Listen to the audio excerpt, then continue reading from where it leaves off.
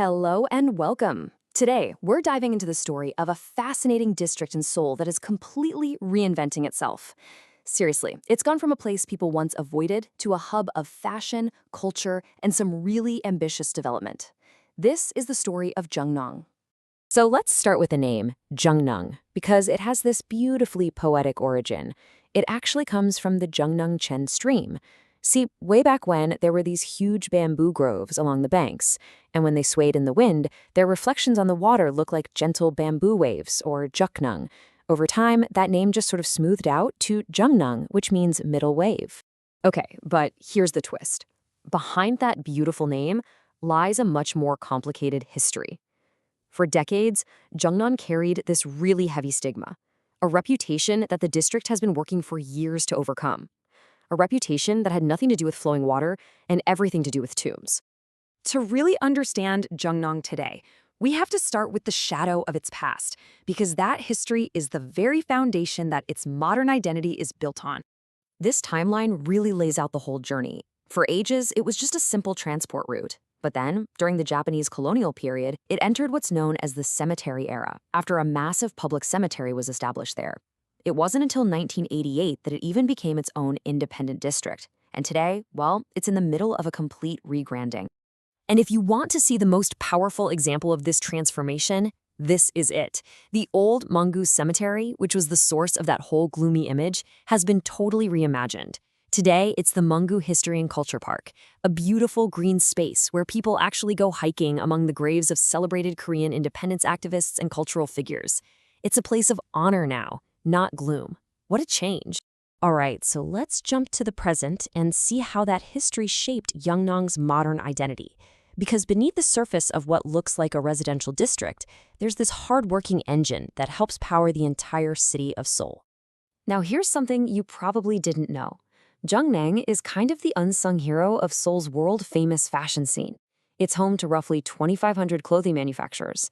That gives it the highest density of sewing factories in the entire city, making it an absolutely critical hub for apparel. Yep, it's pretty much known as the city's sewing factory. You know all those trendy outfits you see in the massive Dongdaemun market? Well, there's a very high chance they were meticulously stitched together in one of the thousands of small workshops right here in Jungnang. And it's not just industry, it's also a massive shopping destination. The area around Sangbong Station is pretty unique because it has three of Korea's biggest retail giants, Costco, E-Mart, and HomePlus, all clustered together. It basically serves the entire northeastern part of the city. But affordability is really a core part of its identity. For decades, Jungnang has been a crucial bed town, a place where people who work all over the city, especially in super expensive areas like Gangnam, can actually afford to live. This has made it a real haven for young families and working-class folks. So beyond its economy, the district has been busy cultivating its own unique culture. It's now famous for the Seoul Rose Festival, which features a stunning 5-kilometer tunnel of roses that draws millions of visitors. You add Asia's largest artificial waterfall and the reborn Mongu Park to the mix, and you've got a district that's really building a vibrant identity all its own. But honestly, the biggest part of Jungnang's story is its future. And that future is arriving fast. There are massive redevelopment projects underway that are promising to forge a completely new identity for the district in the next few years. At the very heart of this change is Sangbong Station. It already connects to Gangnam and other cities, but the real game changer is the GTX-B line. This is a new high-speed express train network. Once that's done, it will connect Jungnang directly to Seoul's main financial district and Incheon Airport, basically turning the station into a major transportation superhub.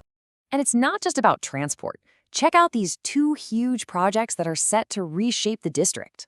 First, the Seoul Housing Corporation is moving its headquarters from wealthy Gangnam into Jungnang, bringing thousands of office jobs.